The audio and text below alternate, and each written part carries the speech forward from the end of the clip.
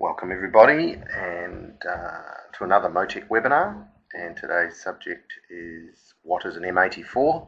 My name's Swinney and hope you find this introduction to our new ECU informative.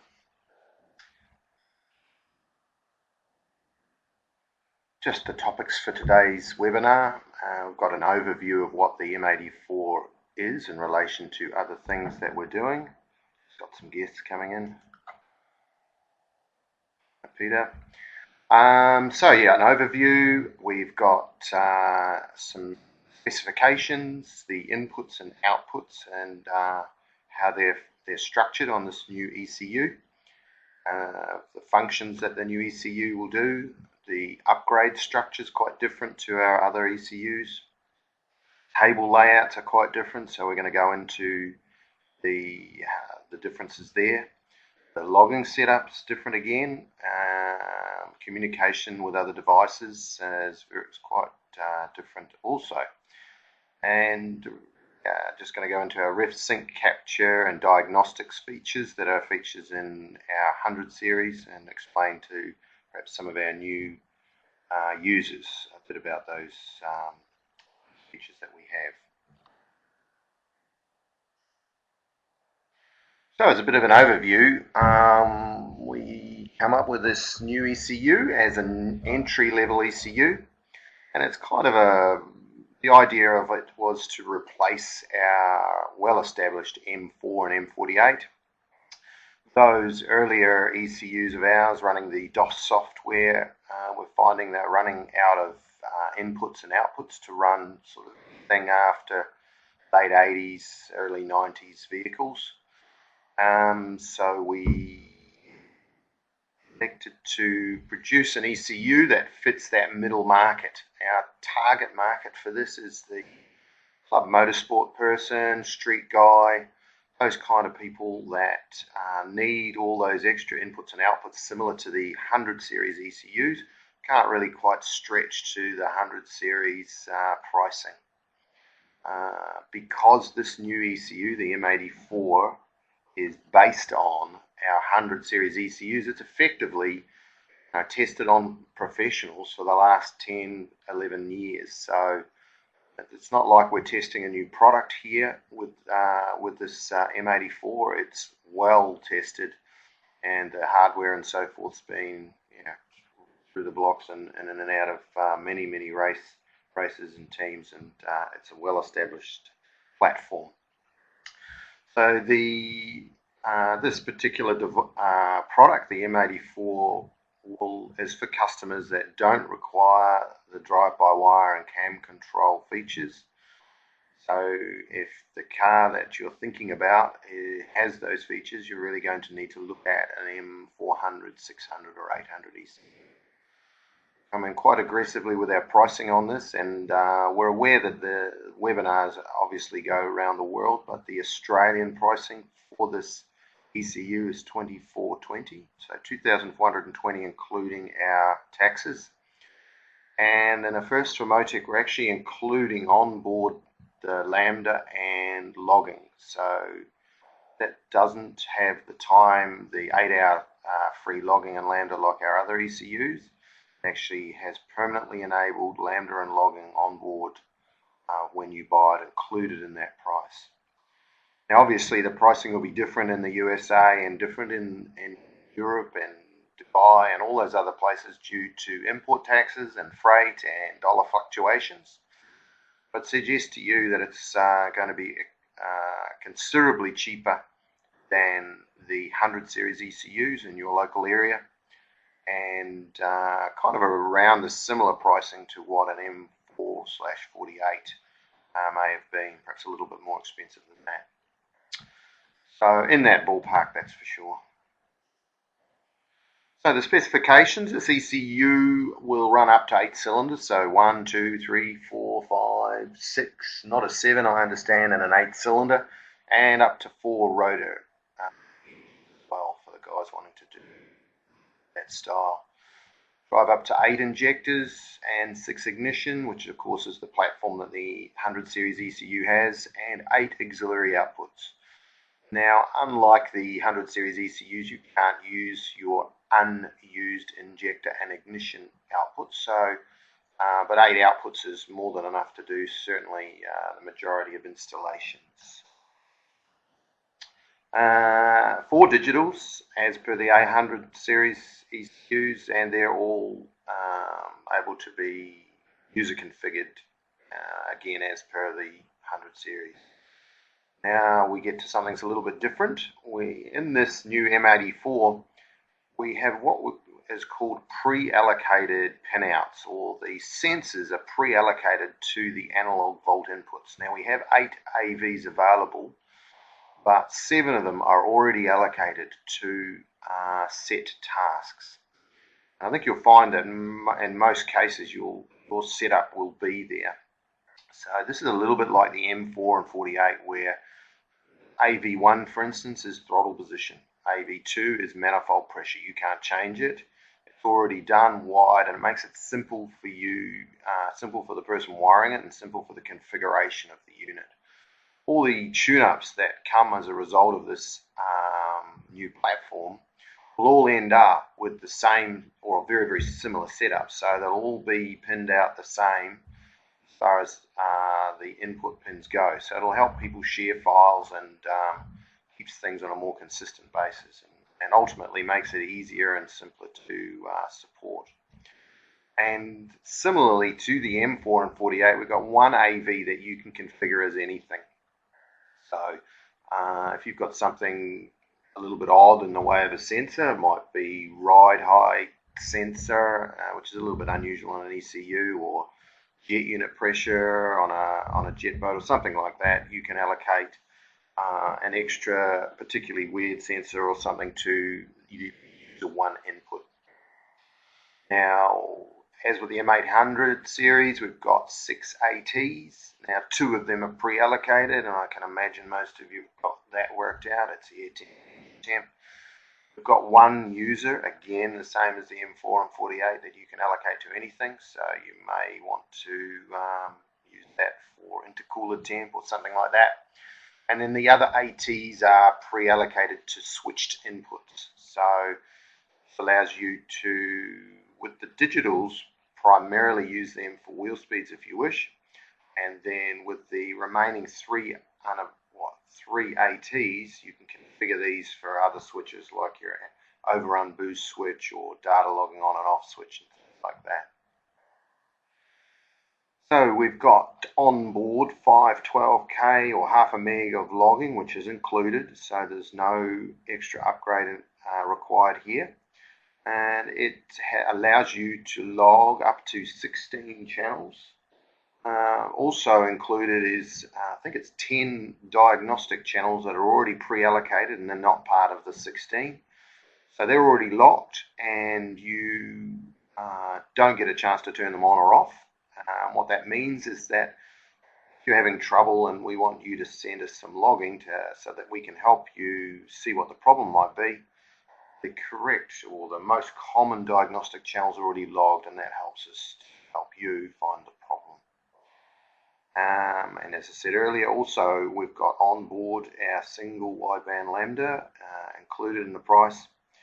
And just want to make a note here that this is an onboard lambda, so you don't need to connect an extra meter, no extra wiring. Basically, the lambda sensor gets wired straight into the ECU, and no configuration of communications between external meters, that type of thing. The thing's on there, it's enabled, and right from the beginning you can start using it.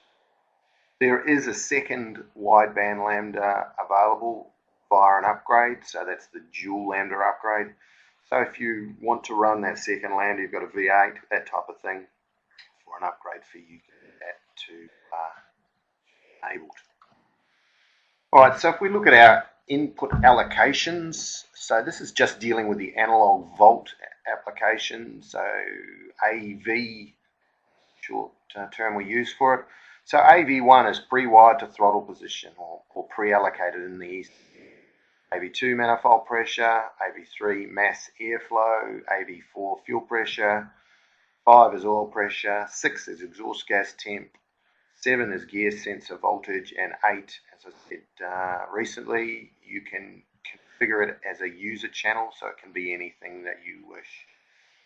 So if you don't have gear sensor voltage, it doesn't matter. You just simply don't connect or use that particular analog volt input. Okay, and the analog temps, the air temp and engine temp is AT1 and 2.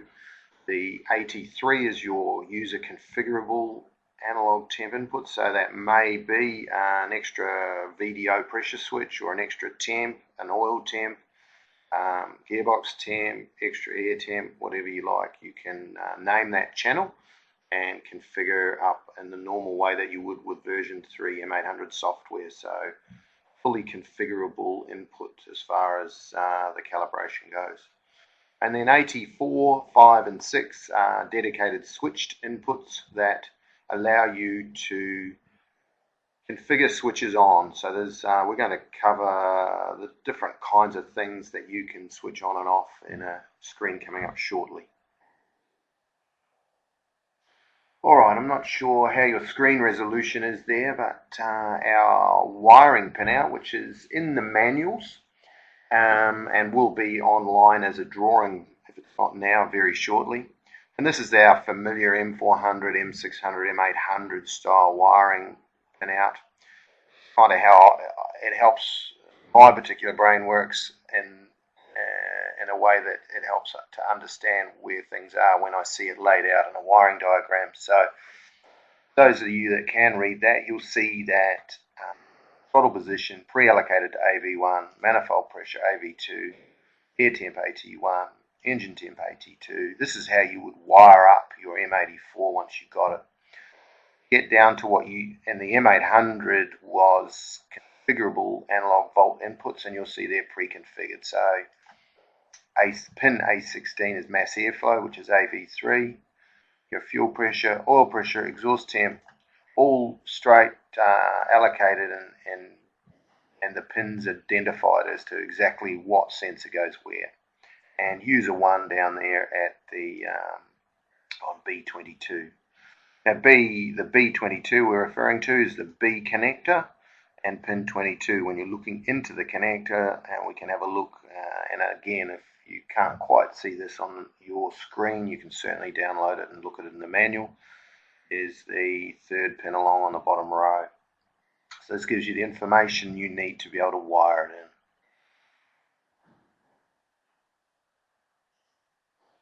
Alright, the input allocations, now the digitals, all 4 digitals are configurable, and this is almost identical to the M100 series. There are some functions that you won't find here that are in the 100 series, but the ones that certainly are available, I'll just go through each one for people that perhaps haven't seen some of these functions before.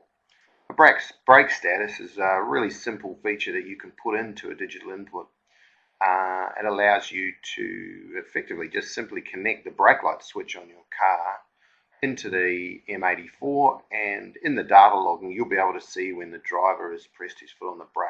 And depending on how you exactly set that switch up, you can see if they're braking earlier or later into particular corners, and you don't necessarily have to use it as a brake.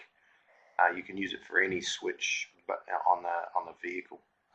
Could even use it as a trim switch or anything like that, where you just want to have a look on the logging and see when certain things are occurring. Speed, of course, is the most common thing used on digital input, and so there is 4 digitals available for 4 wheel speeds, and in conjunction with traction control, launch control, you would often use all 4 digitals for speed. It gives you ground speed and drive speed. So in other words, front wheels and rear wheels on likes of a V8 supercar or a rear wheel drive car, and then the traction control can look, or the traction control function can look at all of those wheel speeds and determine how much slip is occurring. So often vehicles have speed sensors on them already, like wheel speed sensors for ABS units. People will commonly wire these into the ECU and get their speed happening. A few of the other things that we can do on the digitals, we can have ground speed limiting. So this is quite a neat feature. It's, again, a very simple switch that, as an example, you could hide under your dash, and we have some customers in Dubai that like to use this. And when they turn up at their local hotel and get the valet person to go park their car, their nice Ferrari or whatever, they'll flick this little switch, and with this switch on, you can set maximum speed that the ECU will allow the vehicle to travel at. So you could set that as low as 20 kilometers an hour to stop them doing burnouts in the underground car park. The other thing that it's used for is obviously pit lane speed limit, and maybe you have some learner drivers that you're keen to keep under the speed limit or at the speed limit, and you could enter in the speed you want them to go. So it's quite a good feature for that. Clutch status is similar to the brake status. It works off a simple switch and often is used to help idle control and things like that, air conditioning's operation and stuff, so that ECU knows when the clutch is in. Logging on-off switch, the M84 has half a meg of logging, and if you configure that economically, that can easily last up to half an hour. But if you are going out testing and maybe there's quite a long distance for you to travel to an area where the testing is occurring and you're in a single-seater vehicle or a jet ski or a single-seater boat or something, can't take your laptop, you can switch the logging off, and this stops the logging from recording. Go and turn it on, do your testing, turn it off, and then come back to where your laptop is. So maybe you have to go through a lot of city traffic to get back to your workshop, so that kind of data is not really interesting, so you can turn the logging off during that time, and then make sure that your half a meg of logging is available to do the stuff that matters, which is the testing. Dual RPM limit is another good feature that we have. Again, it's usually via a button. Drag racers call it, and they use it the two-step. So you can simply have a button or a switch where when that button is active or on, the engine RPM won't exceed whichever RPM you program in there. People use that sometimes as a sort of a cheap launch control, and they can sit and hold their foot flat and with their finger on the button on the steering wheel, maybe develop some boost. It actually allows, has the parameter for dual RPM, allows for an amount of retard to be applied while in this mode, or while dual RPM is active. So definitely in boosted applications, you can sit there and use this to build boost on the line before you leave, whether it's launching for jet skis, leaving for drag racing, or leaving on a tarmac rally or whatever. Again, it's all this stuff's free. There's no upgrades, and the cost of the switch is about $3, so quite a useful feature. Overrun boost switch. Lots of rally cars would traditionally use this, and anything with a turbo on it where you're coming off the throttle and boost may fall to a lag area. So we have a feature called anti-lag or overrun boost. It's sometimes useful to turn that off because it's potentially hard on turbos and rally cars, for instance, in touring stages. You don't want it active. So you configure a switch to turn that whole function off. And obviously it's, again, a very simple switch. And the last one on our page today is gear change ignition cut request. So this is for mainly circuit cars where they have what they call a dog box, and they want to do flat shifting. So the driver would basically change gear but leave his foot flat on the throttle, and the gear change ignition cut request will come from a sensor on the gear lever, something similar, and it basically tells the ECU that the driver is trying to change gear. When this signal comes into the ECU cuts the ignition for a very short amount of time, unloads the engine, allows the driver to change the gears through. Quite a comprehensive setup for it, and allows for a lot of driver feel and adjustability, and allows for those functions to operate. Okay. Now, moving on to outputs. Again, all eight outputs are configurable. Some of the lion's share of the ones available on the M84 are listed here. Simple fuel pump control, which just about every ECU on the planet has done from day one. Starts the fuel pump when it sees RPM, allows for an amount of priming time when the key is first turned on. Of course, if the engine stalls or anything goes wrong as an accident, it shuts the fuel pump off. Idle control. So any idle control motors, slave, like 2-wire, 3-wire idle control motors that require operating the ECU can do these and run them with what's called PID closed loop. And this allows the customer to basically program what idle RPM he wants the engine to run at, and include features like higher idle for warming up and things like that. We have a really simple warning light configured on an auxiliary output. This is a really useful feature where we put on the dash a simple LED, and each of our sensors that we configure into the ECU has on it a warning high and a warning low parameter that you can adjust. So for instance, for oil pressure, it might be 30 psi that you might choose to put into the warning low. In engine temperature, it might be 100 degrees Celsius. In air temperature, it might be 80 degrees Celsius. In exhaust temp, it might be 950 degrees Celsius.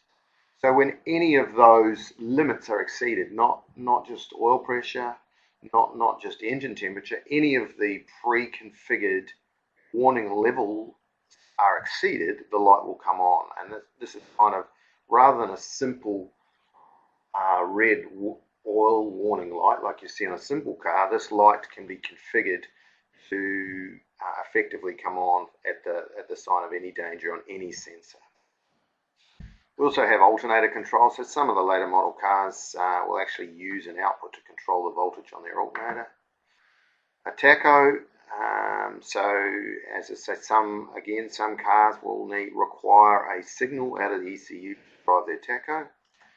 Thermofan, you can program on and off temps via engine temperature to operate a thermofan. And a generic 3D table, which allows you to do a lot of different things, including running extra injectors if you need them on turbos, switching, cam switching on things like Nissans. Effectively a 3D table that is RPM versus efficiency. It allows you to either pulse width mod a valve or switch a relay or a set of injectors or something like that. Aircon clutch. It's a simple on-off function when obviously the customer wants the air conditioning on. We need to turn the clutch on via a relay.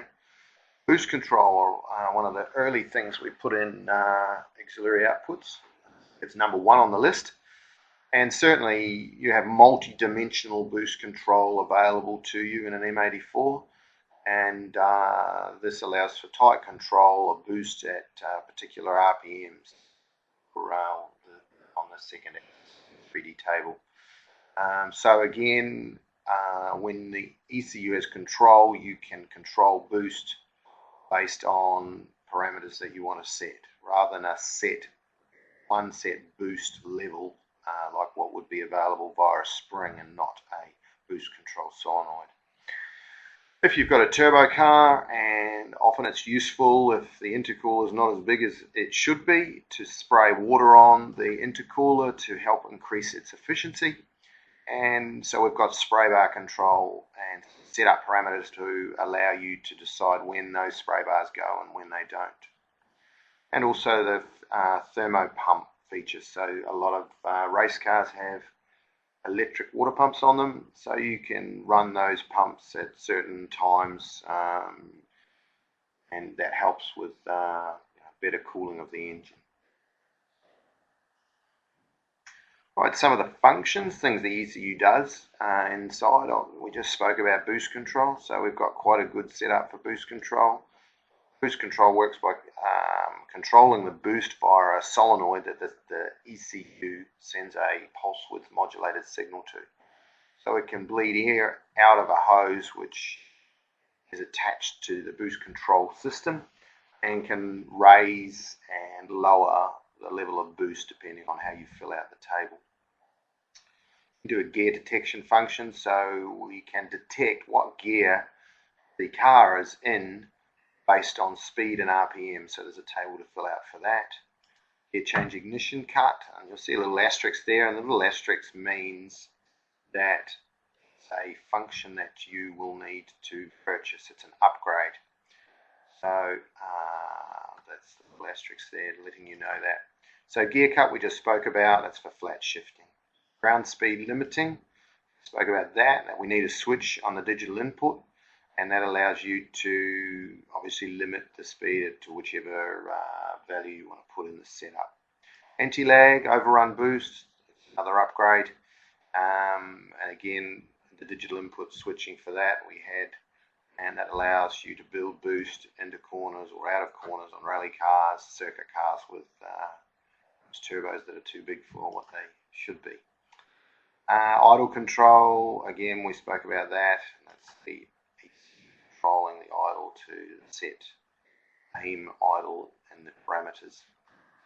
Traction and launch control, again mainly used in circuit cars where legal, and launch control allows you to set up a specific launch strategy. It helps the customer leave at full throttle and allows power distribution, regulated power distribution to prevent excessive wheel spin and allow the car to launch as fast as possible. And then once the vehicle is moving, traction control controls engine power based on the slip percentage between the driven and ground speed and drive speed, so the driven wheels and rolling wheels. And again, that's all configurable. High-low injectors, so this is for vehicles that run two sets of injectors. So perhaps on a 4-cylinder circuit car where it's legal to have multiple sets of injectors, you may want to run a low set of injectors for good low-end performance up to say 6,000 revs, gives you good response. Then when the engine's above 6,000 revs, you can get a benefit from running injectors up higher in the trumpets, and there is a power increase by running that fuel at that upper level. So we have a feature that allows you to progressively feed that fuel from the bottom to the top. And then another example of the use of high-low injectors is on a turbo engine where you'll run one set of injectors for the first amount of fuel, say up to maybe half a bar of boost. And then as extra boosters pouring into the engine, and maybe this engine goes to 2 or 3 bar of boost, you need to bring in extra injectors. So what that means is you can run a small set of injectors for that off boost, running nice idle, nice starting, everything's good, not running gigantic injectors down the bottom. And then as the extra boost is required, as the extra fuel is required as the boost comes up, you can just basically stage in a whole lot of extra injectors. And the PID idle control again is the function in the M84. Alright, so the available upgrades are similar to the 100 series ECU. The only perhaps difference that we've got now is that each one is actually individually purchasable. So in recent times, to get gear change ignition cut, you had to purchase the advanced functions upgrade, which got you all of the ones you see there. So that advanced functions gave you overrun boost, gear change ignition cut, traction, and launch control. And now all of those are individually available. So overrun boost is available by itself, as it was in later times with the M800. Gear change ignition cut is available by itself. Traction and launch control are available by themselves. And now advanced functions, if you want all of them, you can purchase advanced functions, which is cheaper than buying all three individually. There is an upgrade still to buy the second lambda sensor to enable that into your ECU. And the high-low injector feature is also an upgrade in the M84. Now this is the first of our radically different setup in the M84. The table layouts, all virtually without exception, all tables have fixed axes. Similar to the M4 and 48, but definitely not like the M800 series ECUs. So the axis that you see on the horizontal there and the vertical is locked. You can still configure though the numbers that you see. So whether, in the example in front of us here is the efficiency on the main fuel table, you can still configure whether this number goes to 100 or 50 or 300, and you can configure these numbers. Any numbers you want and any increments you can still configure. So for those that have used this type of setup before, if you just push A for axis or right click on the page here, you'll get the setup for the axes here. And as I say, while you can't allocate new axes, you can change the numbers, setup numbers that appear on the axes themselves. You can actually configure what the efficiency and load axes are. Now, for instance, on the fuel main table, the axis is always efficiency, but in the main setup, we can configure what sensor drives the efficiency channel. So for a naturally aspirated race car, that would probably be throttle position. But if it was a turbocharged rally car, it would be manifold pressure. So you do end up with potentially different main sensors on this vertical axis of the efficiency and the load tables, and the load is referring to the ignition map. Okay, another difference in the logging setup. You've got 512K logging, which is the same as the M400 and M600.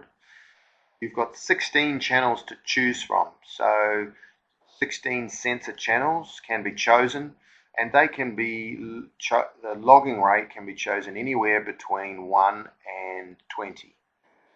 The actual incremental steps, I believe, are 1, 2, 5, 10, and 20. And then on top of that 16 channels, you have 10 diagnostic channels as well. So they're 10 permanently allocated diagnostic channels. Now, they're logged at 1 hertz. Now, that doesn't mean that if there's a diagnostic error that flashes up for half a second that the logging won't see it. The logging will always get the diagnostic error. The only thing with one time per second logging is the accuracy of it as it appears on your log file can only be trusted within a 1 second window. So if you actually go to change the, try and zero it or change the number in the logging setup, you'll get a warning from the ECU to say that the channel is always logged by the ECU and it can't be turned off. And if you try to change the number, it'll keep pushing it back to 1. Now, communications in the M84. In the 100 series ECU, it's quite powerful, the communication setup. In the M84, we've got just a nice, simple, basic setup. It's actually all pre-configured in the background for you. And what it does, it sends out a preset comms template that will work with any of our dashes. And if you have a different device and you have an M84, someone else's product, if you want to, you can write into our support network and we'll tell them what the protocol or the comms template is so that they can configure their product to work with the M84. So it'll work with our sport dash loggers and our advanced dash loggers. And also with our shift light modules, there's a setup for shift lights and the setup of the software, and also the professional lambda meters and our lambda to CAN modules, the LTCs, will all work with the M84 as well. And there's nothing for the customer to worry about. If everything is plugged in, it should just work. Coming up in our webinars, Dwayne Mitchell's going to do a dedicated webinar on how to connect and a little bit more detail on the communications part of the M84. So just want to point out a couple of the features that we have in the M84 that certainly wasn't available or were not available in the M4 and 48. An extremely powerful feature that's in the 100 series ECU and is carried through to the M84 is the built-in oscilloscope and the built-in multimeter that occurs within the software. And this is a highly functional feature where you can at any time capture the signals coming direct from the crank trigger and the camshaft trigger. And this is really useful, certainly when you're initially setting up the file. If you've got a new engine, you don't know what teeth are on the crank or what teeth are on the camshaft, you can basically push a button, wind the engine over, and it'll do a scope capture of those signals. And it makes it easier for setting up magnetic trigger levels, for choosing the correct ref sync mode. And often we will get you to capture these signals and send them to us. It actually captures it, and it's a file that ends up on your computer, and you can send them to us, and it's just like us being there with an oscilloscope and hooking it all up. That's a really simple thing. And sometimes you might be chasing misfires and things like that, and we can see interference problems and all sorts of things by using this ref sync capture. Another feature in the M84 is like a built-in multimeter. Now under inputs up on the top left hand part of the screen within the software, you can read the raw voltage values of all the inputs going into the ECU.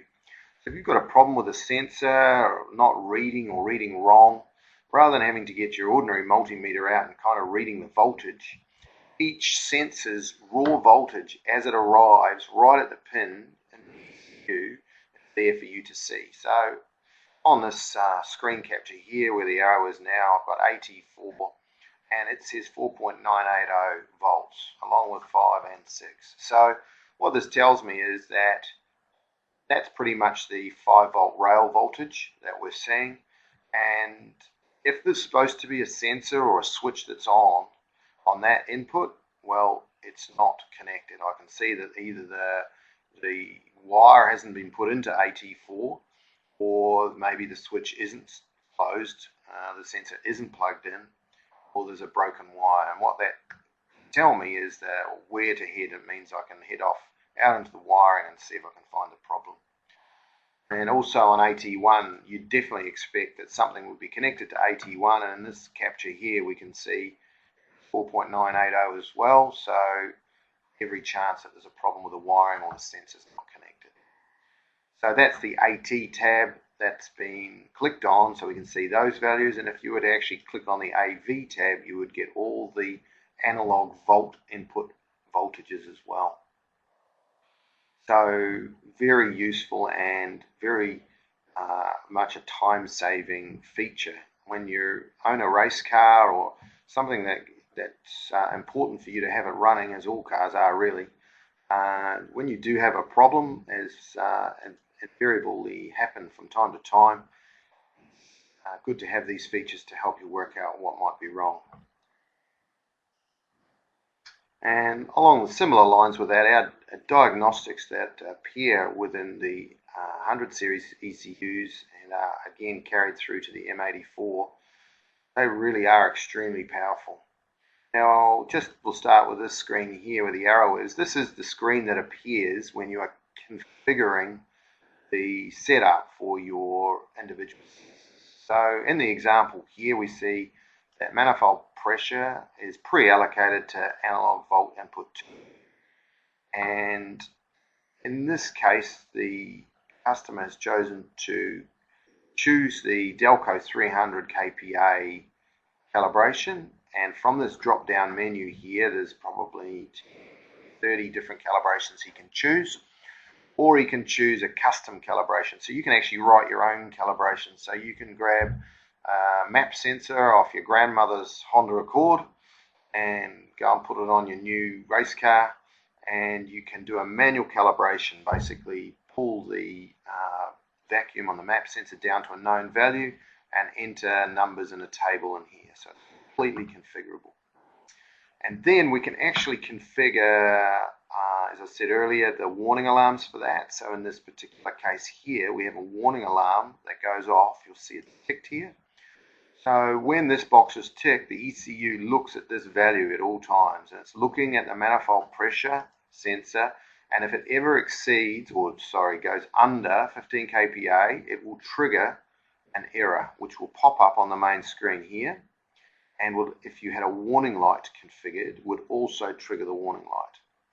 And also in this case, if the manifold pressure ever went above 300 kPa, so in other words it overboosted quite badly, it would also, because the box is ticked, set off the warning level.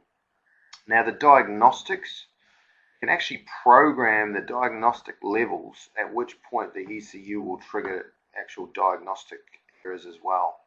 So the ECU will trigger an error for a warning exceeded, but even if we chose to untick both these boxes, so not to trigger the warning levels, the ECU will still look at these diagnostic levels. So if the voltage, in this case, ever goes above 4.9 on the manifold pressure sensor, the ECU will trigger a warning. Now, not only will it do that, because it's outside its diagnostic error level, it will assume that the manifold pressure reading is wrong. So you can actually put in a substitute value. Now in this actual screen capture here, that's not a good value to use. So in the case of a manifold pressure sensor, if that was to go into error, if the plug was to fall out or the two wires were short together between the 5 volt and the sensor wire, that would cause that to go above 4.9. And at that point, the ECU wouldn't want to use that reading for manifold pressure. So you can substitute, put in a substitute reading. So if this was an engine that was running normally 1 bar a boost or 200 kPa a boost, 200 kPa absolute, then I would enter into the default value here, 200 kPa. That allows the engine to run on regardless and win the race potentially. Know the map sensor, which is the primary sensor for a turbo engine, even though the map sensor is either faulty or the wiring's faulty. Still continue to run and win. Maybe at half throttle it'll be a bit rich, but at full throttle, if you put 200 kPa in here and the engine was running 1 bar a boost, 14 pound, 200 kPa, the mixture would be perfect. So, nice feature. And if you're tuning, you get this red diagnostic tab to turn up and allows you to know that there's been an error. You can go into a diagnostic screen and it will tell you the error by bringing up, highlighting in red the particular problem. You can acknowledge the error and the error might go away, but if the error is permanent, like it's something you're willing to accept, might have a faulty exhaust temp sensor but you want to keep going, makes this red diagnostic here go from red to yellow. So what that means, yellow means that you know there's an error there, but you've acknowledged it and it's a low level error. And then if a new error turns up, another problem, then it turns it red, so you can see that out of the corner of your eye and it tells you to stop and get on and fix the problem. Okay. Now, M84 Software, if you want to have a look at it, it's on our website, along with the rest of our software, all free. So if you go to our website, which is just MoTeC.com, go to software and latest releases, and you'll see a list of all our dash software, PDM software, and all our different ECU software. It's free to download.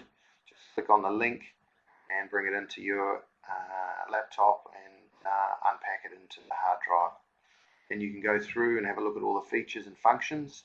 If you've got any questions, then feel free to write into our support network. We've got our own forum, motec.com.au/forum, and I'd like you to keep an eye out for future webinars in the future. This webinar will be up online within the next hour or two, and I'd like to thank everyone for attending. I'm just going to leave the meeting open for a few minutes. If any of you are attending now would like to chat and ask some questions via the chat box, which is on the left of the screen there, we can do that. Otherwise, thanks very much for attending.